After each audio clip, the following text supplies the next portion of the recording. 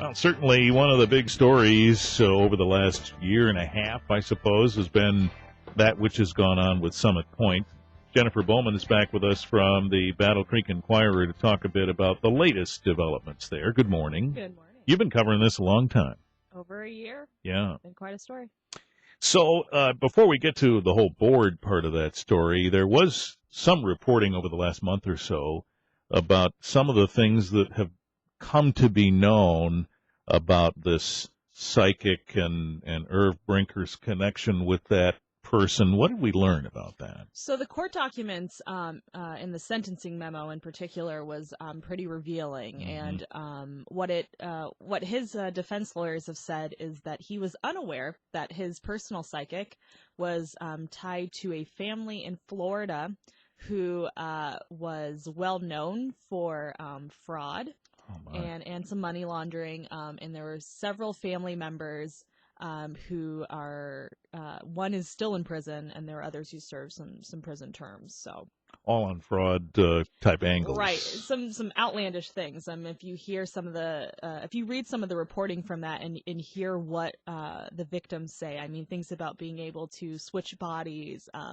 One of their most prominent clients, who lost millions of dollars, was under the impression that she was having a relationship with Brad Pitt. I mean, things that you just go, what? So, wow. Definitely in a story that's already turned a little crazy, that was another shocker. Well, and in this whole process of trying to understand what went on here, not a lot had been revealed about what might have motivated Mr. Brinker here to make this connection. Right. I think that was the huge question was, why would he spend this much money on a psychic? And he had said in the courtroom that he had a personal psychic. And not only did he give Medicaid money, he also gave some of his own money, more than the Medicaid money, actually, and actually more than what he was ordered to pay back to Summit Pointe and to the state of Michigan for these crimes. And so, but yeah, that was the question. Why would someone who is so well known, had so many accesses to mental health resources, go ahead and pay a psychic? And according to these court documents, he had some troubles in outside of in his professional career and outside, and walked into he walked into a Key West, Florida psychic shop and met this woman and handed her a bunch of money over a year-long period. So he was taken with her somehow. Yeah. Yeah.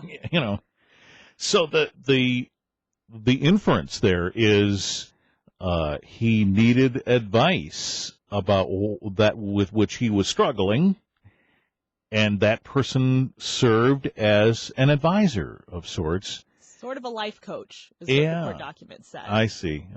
Yeah. So now it starts to become clear what his viewpoint might have been. Right.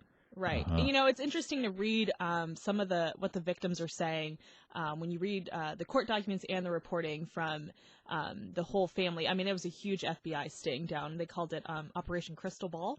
Oh my! And if you read what these victims are saying, the average person is going, okay, I would never, ever be duped like this. Sure, right. And these people are just saying, I was caught in my most vulnerable time. If one of their it was actually a famous author. I don't know her work pretty well. Maybe I should read more. I don't know. But, but she had dealt with miscarriages, the loss of a young son. I mean, and just was in such a vulnerable state that, someone who can come in and say, I can help you, and might have just this charismatic personality. Right. Can you put yourself in those shoes? I don't know. So. Well, I think for some of us it'd be a stretch. For others of us, it might not be. We say, hey, yep, I understand that. Right. The need to have support or consultation with someone whom you think is helping you. Right. That's interesting. We'll talk more about that and some other developments in this story coming up in a moment. 8:16, Richard Piet Show. Tuesday, Jennifer Bowman's here from the Battle Creek Enquirer. We're talking about Summit Pointe, Erv Brinker, and we'll turn the focus ahead here in a second. But I suppose now, even though this life coach psychic lady is connected to this family that's been under the scrutiny of fraud investigations in the past, this kind of consultation, if you're willing to pay for it, is not illegal, right? Right, yeah. So there was actually a lot of talk in the case there about this family is of Roma, more commonly known as Gypsies, Mm-hmm. and it's like a religion, it's a belief system, Right. and so yeah, if you want to give money, I mean, I was just in New Orleans, and we're downtown near the French Quarter, and we asked this woman, hey, how much to get your Palmer? And she's like, oh, well, it depends on how satisfied you are. I get anything from $40 to $60. And we went, okay, thank you, and just kept walking. How satisfied you are. What does Right. that mean? So you decide based on what she tells you what to pay her? Yeah, that's what she said. But $5? Yeah, that's what I was thinking, Yeah. right? Here's a tip, but I think a lot of people think it's fun. Other people, it's like a tourist attraction, depending on where you go, and other people really believe it. And it's deeply rooted in a belief system of a culture, and, Well, and, I certainly have crossed paths with psychics before. In fact, having worked in radio, I'll tell you what, one of the shows at a station I worked at a long time ago that would practically blow out the phone lines was the one where the psychic came in and took calls. And she told me long ago, you're going to move, you're going to be there a long time, and it happened. Yeah. And so, okay.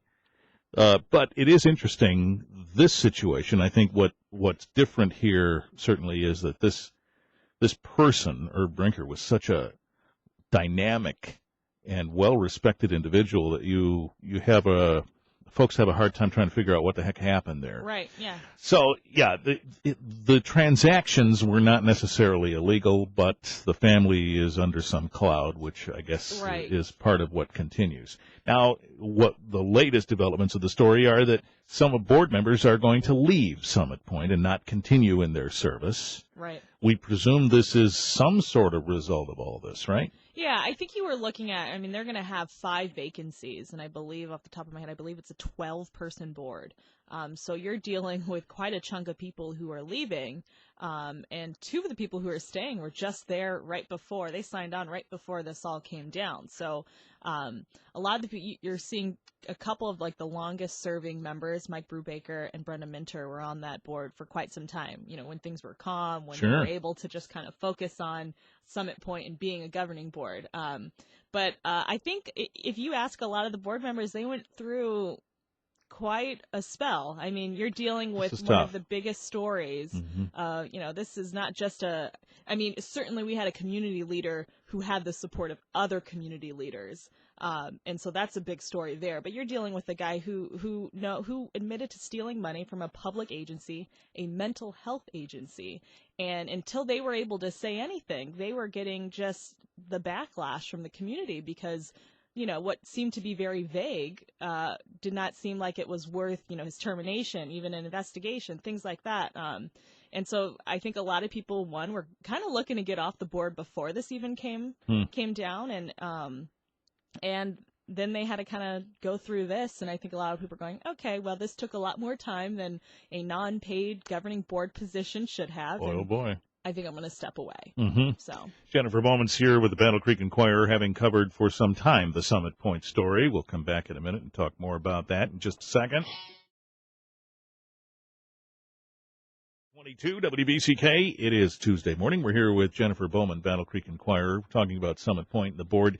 If folks haven't had a lot of experience looking into what happens when you're a board member at a nonprofit, you basically sign an oath and take responsibility for the satisfying of the mission of that organization, the financial health of the organization that you're a board member for. You're not being paid for that. This is a volunteer sort of thing, but you take tremendous responsibility along with that of your colleagues. Right.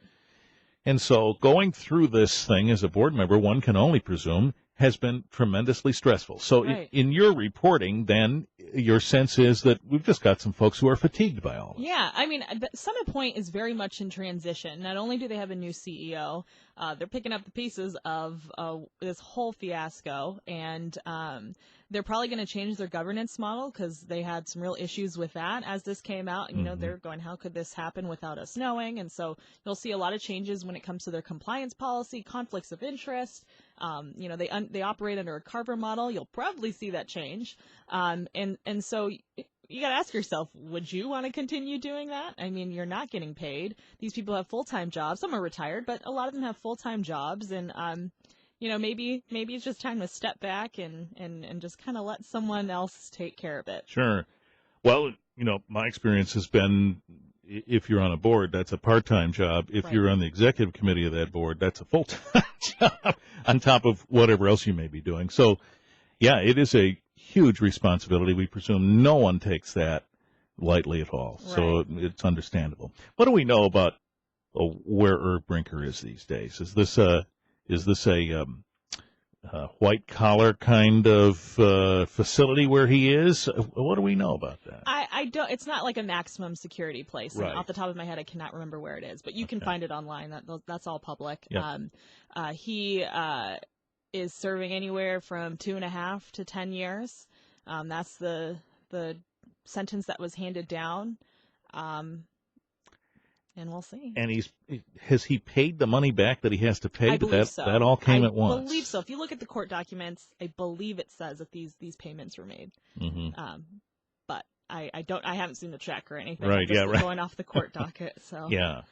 And there are still folks out there who, in this tremendous change of perspective on this one dynamic individual, still think some of this is not true. Right. Yeah, I think a lot of people were just shocked when they heard the AG was investigating, almost a year ago. What possibly could the AG be looking at? And then it came out that, they're alleging he paid a psychic, and I think people just kept not believing. I think eventually, if you look at the majority of people, he pleaded guilty. He said he did it. A lot of people believe that. Now, of course, there are going to be people, because this is a story that is just unbelievable. Mm-hmm. And if you've known Erv Brinker like so many people have for so many years, I can understand how you think, well, there must have been something else going on. Right. So and such a dynamic individual. Right. Yeah. All right. So 2.5 to 10 years, the money is paid back. Now he will contemplate what's happened, I suppose, and the organization tries to recover. Yeah. And we've talked about that with the new CEO. She's been very contrite and very forward-thinking, and she's been there a long time, so that brings that perspective, and she can look both at history and forward. The sense now is they're moving on, true? Yeah, I think they are moving on, and I think there are some issues. If you could kind of read between the lines when you looked at his sentencing and his plea agreement with the AG, I think you're still going to see some more about this defined benefits pension plan that was an issue early on. It kind of faded away with the whole psychic payment, but I think you're going to still see some more of that. That's something that I think Summit Pointe is going to have to deal with. That's some lingering issues when it comes with the state. And so very much I think this is going to have a lasting impact on Summit Pointe. When I spoke to the current board chair, Trey Allman, he told me late last year that, this is something that's like almost a generation is going to have to deal with when it comes to kind of the public reputation and the perception and even financial issues with Summit Pointe right now. So. Well, the sooner as my mother always says, the sooner you start, the sooner you finish. So they're started, and the change is off in the distance there somewhere. All right, well, we'll look forward to your reporting on this and other issues. Easily found, by the way, not just on the printed page, but electronically as well, right? Yes. I'm on Twitter, JENN_BOWMAN. And, of course, battlecreekenquirer.com is where all our content is. So, Jennifer Bowman, Battle Creek Enquirer. Thank you. Thank you. 8:20.